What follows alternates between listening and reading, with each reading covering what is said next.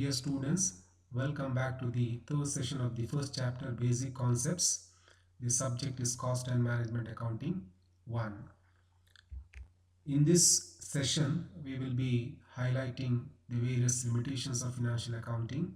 Before that, in the last session, we have discussed about fundamental objectives of cost accounting, wherein four objectives were discussed, and costing aims at determination of cost, cost control, and facilitating decision making by the management, also ascertainment of the selling price. For all these things, there are techniques or the methods available in cost accounting which facilitate determination of cost, cost control, and decision making, and finally the selling price. This is the discussion of the previous session. Now we'll go forward. Now we have studied financial accounting in the semester 1 and semester 2, and we will be studying throughout this course, wherein we have prepared a income statement and a balance sheet.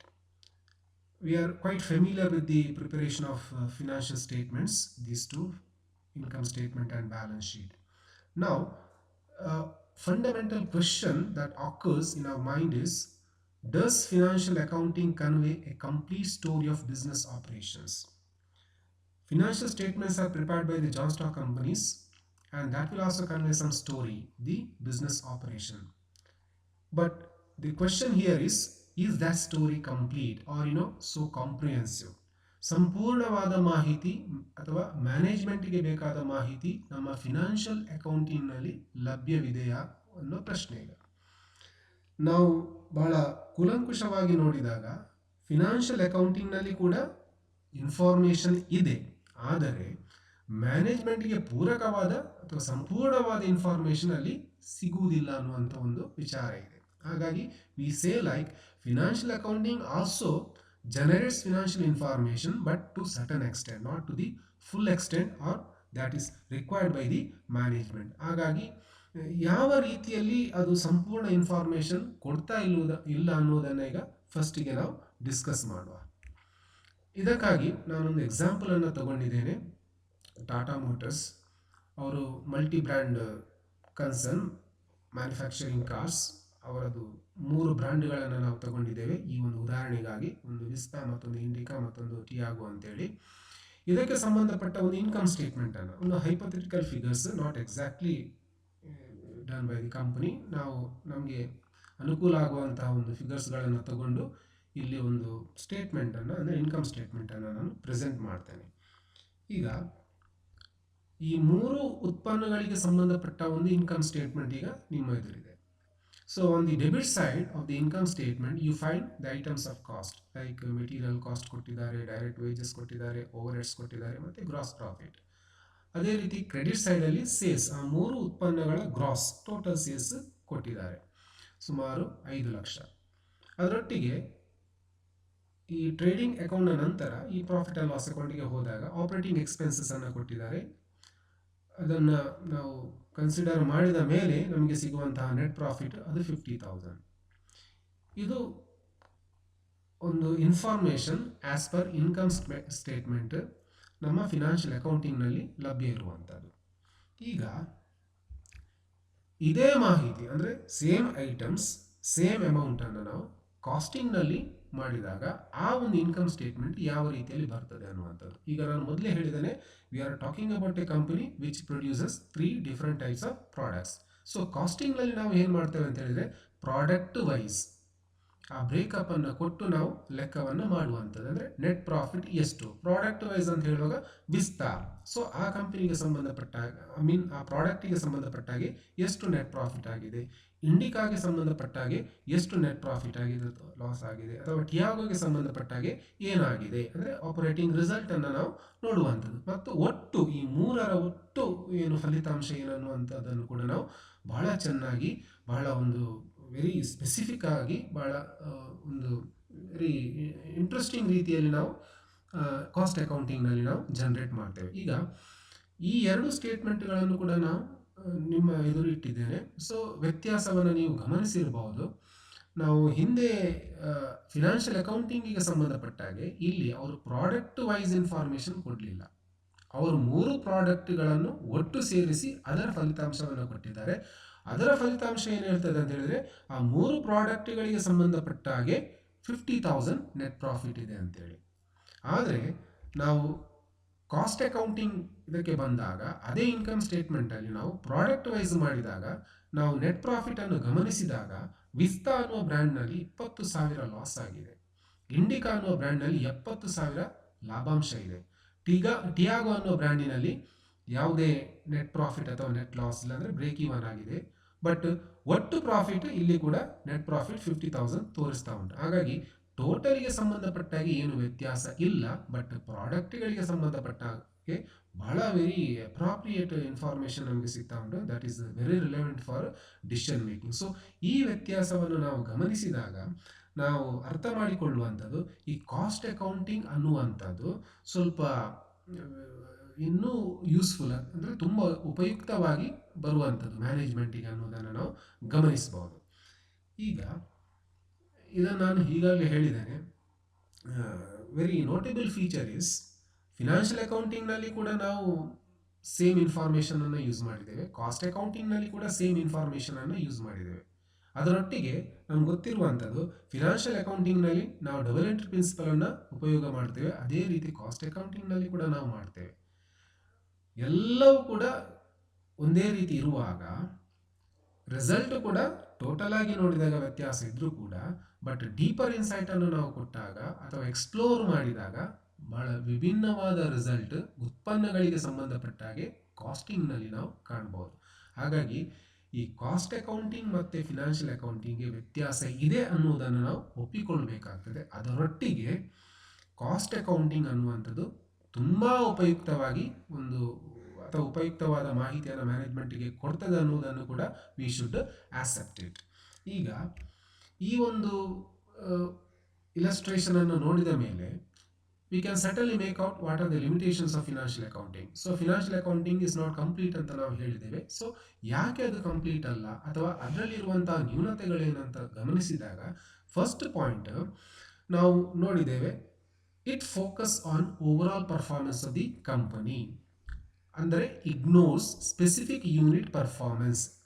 ಆ ಒಂದು ಉದಾಹರಣೆಯಲ್ಲಿ financial accounting ಇಡೀ ಟಾಟಾ ಮೋಟರ್ಸಿಗೆ ಸಂಬಂಧಪಟ್ಟ ಒಂದು ಫಲಿತಾಂಶವನ್ನು ಕೊಡ್ತದೆ, ಅದು Vista ಅಥವಾ ಇಂಡಿಕಾ ಅಥವಾ ಟಿಯಾಗೋ ಬ್ರ್ಯಾಂಡಿಗೆ ಸಂಬಂಧಪಟ್ಟಾಗಿ ಇನ್ಫಾರ್ಮೇಷನ್ ಕೊಡ್ತಾ ಇಲ್ಲ. ಹಾಗಾಗಿ ಅದು ಓವರಾಲ್ ಪರ್ಫಾರ್ಮೆನ್ಸ್ನ ರಿಸಲ್ಟ್ ಏನು, ಓವರಾಲ್ ಪರ್ಫಾರ್ಮೆನ್ಸ್ನಲ್ಲಿ 50,000 ಪ್ರಾಫಿಟ್ ಆಗಿದೆ, ಬಟ್ ಸ್ಪೆಸಿಫಿಕ್ ಆಗಿ ಯೂನಿಟ್ ವೈಸ್ ಅಥವಾ ಪ್ರಾಡಕ್ಟ್ ವೈಸ್ ಪರ್ಫಾರ್ಮೆನ್ಸ್ನ ಬಗ್ಗೆ ಯಾವುದೇ ರೀತಿಯ ಒಂದು ಮಾಹಿತಿ ಇಲ್ಲದ ಕಾರಣ ಅದೊಂದು ಲಿಮಿಟೇಷನ್ ಆಗಿರ್ತದೆ ಫಿನಾನ್ಷಿಯಲ್ ಅಕೌಂಟಿಂಗ್. ಹಾಗಾಗಿ ಇಲ್ಲಿ ಹೆಚ್ಚಿರುವಂಥದ್ದು ಕಾಸ್ಟ್ ಅಕೌಂಟಿಂಗಿಗೆ. ಎರಡನೇ ಒಂದು ವಿಚಾರಕ್ಕೆ ಬಂದಾಗ that is also limitation, historical in nature ಅಂತ ನಾವು ಹೇಳುವಂಥದ್ದು ಫಿನಾನ್ಷಿಯಲ್ ಅಕೌಂಟಿಂಗ್ ಅನ್ನು, ಅಂದರೆ ಅದು ಪೋಸ್ಟ್ ಮಾರ್ಟಮ್ ಎಕ್ಸಸೈಸ್ ಅಂತ ನಾವು ಹೇಳುವಂಥದ್ದು, ಅಂದರೆ ಕ್ರಿಟಿಸೈಸ್ ಮಾಡುವಂಥದ್ದು. ಇಲ್ಲಿ ಏನು ಹಿಸ್ಟಾರಿಕಲ್ ಇನ್ ನೇಚರ್ ಅಂತ ಹೇಳಿದರೆ, ನಾವು ಫಿನಾನ್ಷಿಯಲ್ ಟ್ರಾನ್ಸಾಕ್ಷನ್ಸ್ಗಳನ್ನು ರೆಕಾರ್ಡ್ ಮಾಡ್ತೇವೆ. ಯಾವಾಗ ರೆಕಾರ್ಡ್ ಮಾಡ್ತೇವೆ ಅಂತ ಹೇಳಿದರೆ ಅದೆಲ್ಲವೂ ಕೂಡ ಆ ಟ್ರಾನ್ಸಾಕ್ಷನ್ಸ್ ಆಕರ್ ಆದ ಮೇಲೆ. ಹಾಗಾಗಿ ಒಂದು ಪಾಸ್ಟ್ ಕಾಸ್ಟನ್ನು ನಾವು ರೆಕಾರ್ಡ್ ಮಾಡಿ ಅದರ ಆಧಾರದ ಮೇಲೆ ನಾವು ಇನ್ಕಮ್ ಸ್ಟೇಟ್ಮೆಂಟ್ ಮತ್ತು ಬ್ಯಾಲೆನ್ಸ್ ಶೀಟನ್ನು ನಾವು ತಯಾರು ಮಾಡುತ್ತೇವೆ ಅನ್ನೋ ಒಂದು ಆಪಾದನೆ ಇಲ್ಲಿ. ಹಾಗಾಗಿ cost is already incurred, after that you are preparing the income statement and balance sheet, therefore it is of no use ಅನ್ನೋ ಒಂದು ಕಾಮೆಂಟ್ ಇದೆ ಅಥವಾ ಒಂದು ಕ್ರಿಟಿಸಿಸಮ್ ಫಿನಾನ್ಷಿಯಲ್ ಅಕೌಂಟಿಂಗ್ನ ಬಗ್ಗೆ ಇದೆ. ಅಂದರೆ ಅದೊಂದು ಪೋಸ್ಟ್ ಮಾರ್ಟಮ್ ಎಕ್ಸಸೈಸ್, ಏನು ಪ್ರಯೋಜನ ಇಲ್ಲ. ಯಾಕಂತ ಹೇಳಿದ್ರೆ cost is already incurred and that is not useful for the future decision, ಅಂದರೆ future it is not futuristic ಅಂತ ನಾವು ಹೇಳುವಂಥದ್ದು.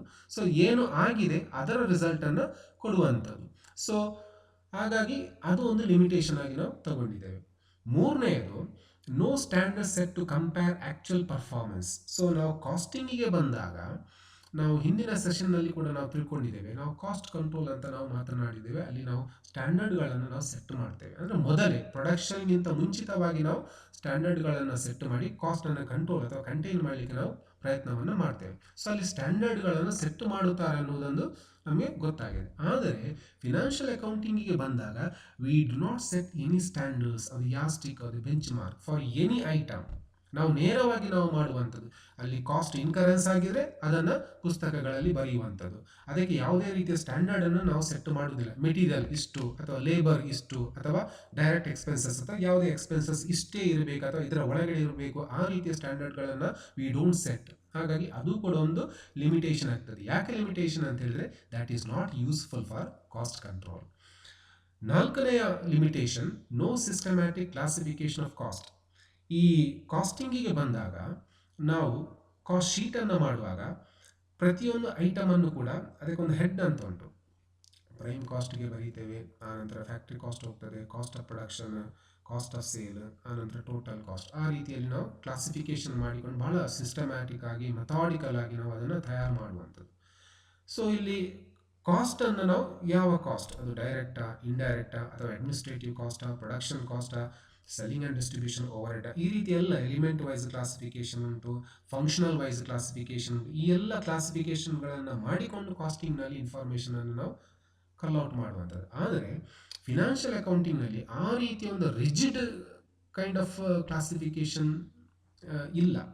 ಅಂದರೆ ಅಲ್ಲಿ ನಾವು ಟ್ರೇಡಿಂಗ್ ಅಕೌಂಟನ್ನು ಮಾಡ್ತೇವೆ, ಪ್ರಾಫಿಟ್ ಆ್ಯಂಡ್ ಲಾಸ್ ಅಕೌಂಟನ್ನು ಮಾಡ್ತೇವೆ, ನಾವು ಐಟಮ್ಗಳನ್ನು ಬರೀತೇವೆ. ಆದರೂ ಕೂಡ ಸಿಸ್ಟಮ್ಯಾಟಿಕ್ ಆಗಿ ಯಾವ ಕಾಸ್ಟ್, ಅಲ್ಲಿ ಡೈರೆಕ್ಟ್ ಕಾಸ್ಟ್, ಇಂಡೈರೆಕ್ಟ್ ಕಾಸ್ಟನ್ನು we cannot make out, certainly we cannot make out. ಅಂದರೆ ಅಷ್ಟೊಂದು ನೇರವಾಗಿ ಅಲ್ಲಿ ನಮಗೆ ಸಿಗುವಂಥದ್ದೇ ಹೇಳ್ಬೋದು, ಟ್ರೇಡಿಂಗ್ ಅಕೌಂಟ್ನಲ್ಲಿ ಇರುವಂಥದ್ದೆಲ್ಲ ಡೈರೆಕ್ಟ್ ಕಾಸ್ಟ್ ಅಂತೇಳಿ. ಬಟ್ ಬಹಳ ಸಿಸ್ಟಮ್ಯಾಟಿಕ್ ಆಗಿ ಕಾಸ್ಟ್ ವೈಸ್ ಇನ್ಫಾರ್ಮೇಷನ್ ನಮಗೆ ಅಲ್ಲಿ ನೇರವಾಗಿ ಸಿಗ್ತಾ ಇಲ್ಲ. ಐದನೇದು ಏನಂತ ಹೇಳಿದ್ರೆ, no systematic analysis of different elements of cost for cost control. ಇದನ್ನು ಈಗಾಗಲೇ ಹೇಳಿದ್ದೇನೆ, ಅದು ಹಿಂದಿನ ಪಾಯಿಂಟಿನದೇ ಮತ್ತೊಂದು ಅಂಶ. ಇಲ್ಲಿ ನಾವು ಕಾಸ್ಟ್ ಆಫ್ ಪ್ರೊಡಕ್ಷನ್ ಅಂತ ಹೇಳುವಾಗ ನಮಗೆ ಮೆಟೀರಿಯಲ್ ಕಾಸ್ಟ್ ಮತ್ತು ಲೇಬರ್ ಕಾಸ್ಟ್ ಮತ್ತೊಂದು ಡೈರೆಕ್ಟ್ ಎಕ್ಸ್ಪೆನ್ಸಸ್ ಅಂತ ನಾವು ಹೇಳುವಂಥದ್ದು. ಅಂದರೆ ಅದರ್ ದ್ಯಾನ್ ಮೆಟೀರಿಯಲ್ ಮತ್ತು ಲೇಬರ್. ಈ ಒಂದು ಕಾಸ್ಟ್ ಅದು ಪ್ರೈಮ್ ಕಾಸ್ಟ್ಗೆ ಸಂಬಂಧಪಟ್ಟದ್ದು, ಬಹಳ ಇಂಪಾರ್ಟೆಂಟ್, ವೆರಿ ಇಂಪಾರ್ಟೆಂಟ್ ಕಾಂಪೊನೆಂಟ್. ಹಾಗಾಗಿ ಅದರ ಸಿಸ್ಟಮ್ಯಾಟಿಕ್ ಅನಾಲಿಸಿಸ್ ನಾವು ಫಿನಾನ್ಷಿಯಲ್ ಅಕೌಂಟಿಂಗ್ನಲ್ಲಿ ಕಾಣುವುದಿಲ್ಲ. ಪ್ರೈಮ್ ಕಾಸ್ಟ್ ಅನ್ನುವ ಒಂದು ಶಬ್ದ ಅಲ್ಲಿ ಬರುವುದಿಲ್ಲ.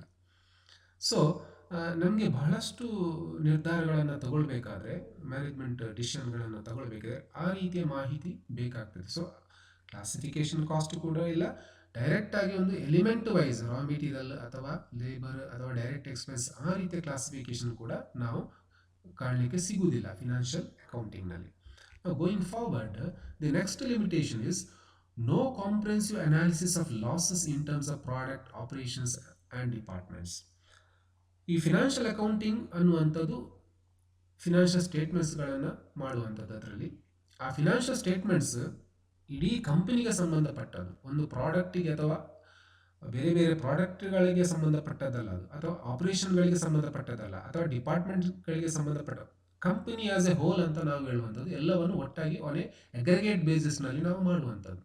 ಹಾಗಾಗಿ ಈ ರೀತಿ ಮಾಡಿದಾಗ ಯಾವ ಪ್ರಾಡಕ್ಟಿನಲ್ಲಿ ಲಾಸ್ ಅಥವಾ ಯಾವ ಆಪರೇಷನಲ್ಲಿ ಲಾಸ್ ಆಗಿದೆ ಅಥವಾ ಯಾವ ಡಿಪಾರ್ಟ್ಮೆಂಟ್ ಲಾಸ್ನಲ್ಲಿ ಉಂಟು, ಈ ರೀತಿಯ ಒಂದು ಚಿತ್ರಣ we don't get in financial accounting. That information is not supplied by financial accounting. ಅದು ಕೂಡ serious limitation. Another important limitation, fails to furnish relevant information for price fixation ಅಥವಾ ರಿವಿಷನ್. ಈ ಉತ್ಪನ್ನ ತಯಾರಾದ ಮೇಲೆ ಅದಕ್ಕೊಂದು ಪ್ರೈಸ್ ಫಿಕ್ಸ್ ಮಾಡಬೇಕಾಗ್ತದೆ. ಪ್ರೈಸ್ ಫಿಕ್ಸ್ ಮಾಡಬೇಕಾದ್ರೆ ಟೋಟಲ್ ಕಾಸ್ಟ್ ಬೇಕಾಗ್ತದೆ. ಟೋಟಲ್ ಕಾಸ್ಟ್ ಯಾವ ರೀತಿಯಲ್ಲಿ ಇರಬೇಕಂತೇಳಿದ್ರೆ ಅದು ಪ್ರಾಡಕ್ಟ್ ವೈಸ್ ಇದ್ದರೆ ಬಹಳ ಉತ್ತಮ. ಅಂದರೆ ಆ ಪ್ರಾಡಕ್ಟಿಗೆ ನಾವು ಎಷ್ಟು ಕಾಸ್ಟನ್ನು ನಾವು ಫಿಕ್ಸ್ ಎಷ್ಟು ಪ್ರೈಸನ್ನು ನಾವು ಫಿಕ್ಸ್ ಮಾಡ್ಬೋದು ಅಂತೇಳಿ ನಿರ್ಧಾರ ಮಾಡ್ಬೋದು. ಬಟ್ ಈ ಪ್ರಾಡಕ್ಟ್ ವೈಸ್ ಬ್ರೇಕಪ್ ಅಥವಾ ಪ್ರಾಸೆಸ್ ವೈಸ್ ಬ್ರೇಕಪ್ ನಮ್ಮ ಫಿನಾನ್ಷಿಯಲ್ ಅಕೌಂಟಿಂಗ್ನಲ್ಲಿ ಇಲ್ಲದ ಕಾರಣ that information is not useful for fixing a price of the product. ಅಥವಾ ಈವನ್ ಪ್ರೈಸನ್ನು ರಿವೈಸ್ ಮಾಡಿದ್ರೆ, ಅಂದರೆ ಹೆಚ್ಚಾಗಿದ್ರೆ ಕಡಿಮೆ ಮಾಡುವಂಥದ್ದು, ಕಡಿಮೆ ಆಗಿದ್ರೆ ಹೆಚ್ಚು ಮಾಡುವಂಥದ್ದು, ಪ್ರೈಸ್ ರಿವಿಷನ್, ಅದಕ್ಕೆ ಕೂಡ ಪೂರಕವಾದ ಮಾಹಿತಿಯನ್ನು ನಾವು ಫಿನಾನ್ಷಿಯಲ್ ಅಕೌಂಟಿಂಗ್ನಲ್ಲಿ ಪಡೆಯಲಿಕ್ಕೆ ಸಾಧ್ಯ ಇಲ್ಲ. Next, fails to identify inefficient segments in the organization. ಭಾಳ ಒಂದು ಆರ್ಗನೈಸೇಷನ್ ಅಂತ ಹೇಳುವಾಗ ಭಾಳಷ್ಟು ದೊಡ್ಡ, ನಾವು ಜಾಯಿಂಟ್ ಸ್ಟಾಕ್ ಕಂಪನಿ ಅಂತ ನಾವು ಹೇಳುವಂಥದ್ದು, ಅಲ್ಲಿ ಎಲ್ಲ ಡಿಪಾರ್ಟ್ಮೆಂಟ್ಗಳು ಕೂಡ ಪ್ರಾಫಿಟೇಬಲ್ ಆಗಿರುವುದಿಲ್ಲ, ಅಥವಾ ಎಲ್ಲ ಉತ್ಪನ್ನಗಳು ಕೂಡ ಪ್ರಾಫಿಟೇಬಲ್ ಆಗಿರುವುದಿಲ್ಲ, ಅಥವಾ ಎಲ್ಲ ಆಪರೇಷನ್ಸ್ಗಳು ಕೂಡ ಪ್ರಾಫಿಟೇಬಲ್ ಆಗಿರುವುದಿಲ್ಲ. ಬಟ್ ಯಾವುದು ಪ್ರಾಫಿಟ್ನಲ್ಲಿದೆ, ಯಾವುದು ಲಾಸಿನಲ್ಲಿದೆ, ಯಾವುದು ಬ್ರೇಕ್ ಇವನ್ನಲ್ಲಿದೆ, ಈ ಮಾಹಿತಿ ಅಂತೂ that is not available in financial accounting. Therefore, Only based on cost accounting you can take up a decision, like you can identify inefficient segments, but based on the financial accounting you cannot make out which is the efficient segment and which is the inefficient segment. Then fails to furnish relevant information to the management for decision making. ನಾನು ಆಗಲೇ ಹೇಳಿದ್ದೇನೆ, financial accounting ಕೂಡ information ಅನ್ನು generate ಮಾಡ್ತದೆ, but that information is not that useful to the management. ಅದು ಹೊರಗಿನವರಿಗೆ ಅಂದರೆ ನಮ್ಮ ಶೇರ್ ಹೋಲ್ಡರ್ಸ್ಗೆ ಮತ್ತು ಬೇರೆಯವರಿಗೆ ಅದು ತುಂಬ ಉಪಯುಕ್ತಕ್ಕೆ ಬರುವಂಥದ್ದು. ಆದರೆ ಫಿನಾನ್ಷಿಯಲ್ ಅಕೌಂಟಿಂಗ್ನ ಇನ್ಫಾರ್ಮೇಷನ್ನ ಮೇಲೆ ಮ್ಯಾನೇಜ್ಮೆಂಟ್ ನಿರ್ಧಾರ ತಗೊಳ್ಳುವಂಥದ್ದು ಬಹಳ ಕಷ್ಟ. ಯಾಕಂತ ಹೇಳಿದ್ರೆ ಈಗಾಗಲೇ ಹೇಳಿದ ಹಾಗೆ ಅಲ್ಲಿ ಪ್ರಾಡಕ್ಟಿಗೆ ಸಂಬಂಧಪಟ್ಟ, ಆಪರೇಷನ್ಗೆ ಸಂಬಂಧಪಟ್ಟ, ಡಿಪಾರ್ಟ್ಮೆಂಟ್ಗೆ ಸಂಬಂಧಪಟ್ಟ ಹಾಗೆ ಪ್ರತ್ಯೇಕವಾಗಿ ಇನ್ಫಾರ್ಮೇಷನ್ ಸಿಗದ ಕಾರಣ ಒಂದು ಅಪ್ರಾಪ್ರಿಯೇಟ್ ಡಿಸಿಷನನ್ನು ಫಿನಾನ್ಷಿಯಲ್ ಅಕೌಂಟಿಂಗ್ನಲ್ಲಿ ಬರುವಂಥ ಇನ್ಫಾರ್ಮೇಷನ್ ಆಧಾರದ ಮೇಲೆ ನಮಗೆ ಮಾಡಲಿಕ್ಕೆ ಸಾಧ್ಯ ಇಲ್ಲ. ಈಗ ಎಲ್ಲ ಲಿಮಿಟೇಷನ್ಸ್ಗಳನ್ನು ಕೂಡ ನಾವು ನೋಡಿ ಆಯಿತು. ಹಾಗಾಗಿ ನಾವೀಗ financial accounting is nothing, cost accounting is everything ಅಂತ ನಾವು ಕನ್ಕ್ಲೂಡ್ ಮಾಡ್ಬೋದಾ? ಸಾಧ್ಯನೇ ಇಲ್ಲ. ಯಾಕಂತ ಹೇಳಿದ್ರೆ ನಾನು ನನ್ನ ಇಂಟ್ರೊಡಕ್ಟರಿ ಸೆಷನ್ನಲ್ಲಿ ಕೂಡ ಹೇಳಿದ್ದೇನೆ, ಈ ಕಾಸ್ಟ್ ಅಕೌಂಟಿಂಗಿಗೆ ಫೌಂಡೇಶನ್ ಕೊಡುವಂಥದ್ದು ಫಿನಾನ್ಷಿಯಲ್ ಅಕೌಂಟಿಂಗ್. ಅಂದರೆ ಫಿನಾನ್ಷಿಯಲ್ ಅಕೌಂಟಿಂಗ್ನಲ್ಲಿ ಬರುವಂಥ ಇನ್ಫಾರ್ಮೇಷನನ್ನೇ ನಾವು ತೆಗೆದುಕೊಂಡು ಸ್ವಲ್ಪ ಎಕ್ಸ್ಪ್ಲೋರೇಟಿವ್ ಆಗಿ, ತುಂಬ ಕ್ರಿಯೇಟಿವ್ ಆಗಿ ಅದನ್ನು ಅನಲೈಸ್ ಮಾಡಿ ಆ ನಂತರ ಮ್ಯಾನೇಜ್ಮೆಂಟಿಗೆ ಆ ಇನ್ಫಾರ್ಮೇಷನನ್ನು ಸಪ್ಲೈ ಮಾಡುವಂಥದ್ದು. ಹಾಗಾಗಿ input for the cost accounting that comes from financial accounting. ಹಾಗಾಗಿ ನೇರವಾಗಿ ನಾವು ಫಿನಾನ್ಷಿಯಲ್ ಅಕೌಂಟಿಂಗ್ ಇಸ್ ಯೂಸ್ಲೆಸ್ ಅಥವಾ ಯಾವುದೇ ರೀತಿಯಲ್ಲಿ ಉಪಯುಕ್ತ ಇಲ್ಲ ಅಂತ ಹೇಳಲಿಕ್ಕೆ ಆಗೋದಿಲ್ಲ. ಹಾಗಾಗಿ ಹಾಕಿನ್ಸ್ ಅವರ ಒಂದು ಸ್ಟೇಟ್ಮೆಂಟನ್ನು ನಾವು ನೋಡ್ಬೋದು, ವೆರಿ ಬ್ಯೂಟಿಫುಲ್ ಸ್ಟೇಟ್ಮೆಂಟ್. ಅವರು ಏನು ಹೇಳ್ತಾರೆ ಅಂತ ಹೇಳಿದ್ರೆ, the ordinary trading account is locked storehouse of the most valuable information to which cost accounting ಅಥವಾ caste system is A key ಅಂತ ಹೇಳ್ತಾರೆ. ಅಂದರೆ ನಾವು ಟ್ರೇಡಿಂಗ್ ಅಕೌಂಟ್ ಆಗಲಿ, ಈ ಪ್ರಾಫಿಟ್ ಆ್ಯಂಡ್ ಲಾಸ್ ಅಕೌಂಟ್ ಆಗಲಿ ಅಥವಾ ಬ್ಯಾಲೆನ್ಸ್ ಶೀಟ್ ಆಗಲಿ, ಇಲ್ಲೆಲ್ಲ ಇನ್ಫಾರ್ಮೇಷನ್ ಇದೆ, ಅದು ಲಾಕ್ಡ್ ಸ್ಟೋರ್ ಹೌಸ್ ಅಂತ ಅವರು ಹೇಳುವಂಥದ್ದು. ಅಂದರೆ ಬಹಳಷ್ಟು ಅಗಾಧವಾದ ಮಾಹಿತಿಯಲ್ಲಿದೆ, very valuable information is also there, but ಅದನ್ನು ಫರ್ದರ್ ನಾವು ಅನಲೈಸ್ ಮಾಡಬೇಕಾಗ್ತದೆ, ಅದನ್ನು ಪುನಃ ನಾವು ಎಕ್ಸ್ಪ್ಲೋರ್ ಮಾಡಬೇಕಾಗ್ತದೆ. ಆ ಎಕ್ಸ್ಪ್ಲೋರ್ ಮಾಡಬೇಕಾದ್ರೆ ಅದು ಫಿನಾನ್ಷಿಯಲ್ ಅಕೌಂಟಿಂಗ್ನಲ್ಲಿ ಸಾಧ್ಯ ಇಲ್ಲ. ಅದಕ್ಕಾಗಿರುವಂಥದ್ದೇ ಕಾಸ್ಟ್ ಅಕೌಂಟಿಂಗ್. ಸೊ ಎಲ್ಲ ಈ ಟ್ರೇಡಿಂಗ್ ಅಕೌಂಟ್ ಆಗಲಿ, ನಮ್ಮ ಇನ್ಕಮ್ ಸ್ಟೇಟ್ಮೆಂಟ್ ಆಗಲಿ ಅಥವಾ ನಮ್ಮ ಬ್ಯಾಲೆನ್ಸ್ ಶೀಟ್, ಈ ಎಲ್ಲ ಇನ್ಫಾರ್ಮೇಷನನ್ನು ಬಹಳ ಉಪಯುಕ್ತ ರೀತಿಯಲ್ಲಿ ಅನಲೈಸ್ ಮಾಡಬೇಕಾದ್ರೆ ಕಾಸ್ಟ್ ಅಕೌಂಟಿಂಗ್ನ ಅಗತ್ಯ ಇದೆ. ಹಾಗಾಗಿ ಇದು ಎರಡೂ ಕೂಡ ಬೇರೆ ಬೇರೆ ಅಂತ ನಾವು ಹೇಳಿದರೂ ಕೂಡ they are complementary to each other. ಅಂದರೆ ಅದು ಒಂದಕ್ಕೊಂದು ಪೂರಕವಾಗಿ ಇದೆ. ಅಂದರೆ ಕಾಸ್ಟ್ ಅಕೌಂಟಿಂಗ್ ಸರ್ವೈವ್ ಆಗಬೇಕಾದ್ರೆ ನಮಗೆ ಫಿನಾನ್ಷಿಯಲ್ ಅಕೌಂಟಿಂಗ್ ಬೇಕಾಗ್ತದೆ. ಅದೇ ರೀತಿ ಈ ಫಿನಾನ್ಷಿಯಲ್ ಅಕೌಂಟಿಂಗ್ ಇನ್ಫಾರ್ಮೇಷನ್ ಕಾಸ್ಟ್ ಅಕೌಂಟಿಂಗ್ಗೆ ಕೊಡ್ತದೆ, ಹಾಗೆ ಕಾಸ್ಟ್ ಅಕೌಂಟಿಂಗ್ನಲ್ಲಿರೋ ಇನ್ಫಾರ್ಮೇಷನ್ ಕೂಡ ಮ್ಯಾನೇಜ್ಮೆಂಟಿಗೆ ಬೇಕಾಗ್ತದೆ. ಹಾಗಾಗಿ ಒಂದಕ್ಕೊಂದು ಅದು ಪೂರಕವಾಗಿರುವ ಕಾರಣ we say like they are complementary to each other. So on the basis of these limitations we cannot conclude that financial accounting is useless ಅಥವಾ ಫ್ಯೂಟೈಲ್ ಅಂತ ನಮಗೆ ಹೇಳಲಿಕ್ಕೆ ಸಾಧ್ಯನೇ ಇಲ್ಲ. ಎರಡೂ ಕೂಡ ಕಾಂಪ್ಲಿಮೆಂಟರಿ ಟು ಈಚ್ ಅದರ್. ಒಂದರಲ್ಲಿ ಪ್ಲಸ್ ಇರ್ಬೋದು, ಇನ್ನೊಂದರಲ್ಲಿ ಅದು ಮೈನಸ್ ಇರ್ಬೋದು, ಅಥವಾ ಇನ್ನೊಂದರಲ್ಲಿ ಮೈನಸ್ ಇದ್ದದ್ದು ಮತ್ತೊಂದರಲ್ಲಿ ಪ್ಲಸ್ ಆಗ್ಬೋದು. ಹಾಗಾಗಿ they are complementary to each other ಅಂತ ಹೇಳುತ್ತಾ ಇದೊಂದು ಈ ರೀತಿಯಲ್ಲಿ ನಾವು ಆ ಒಂದು ಇದನ್ನು ನಾವು ಕನ್ಕ್ಲೂಡು ಮಾಡ್ಬೋದು. ಇದೆಲ್ಲ references. So thank you dear students.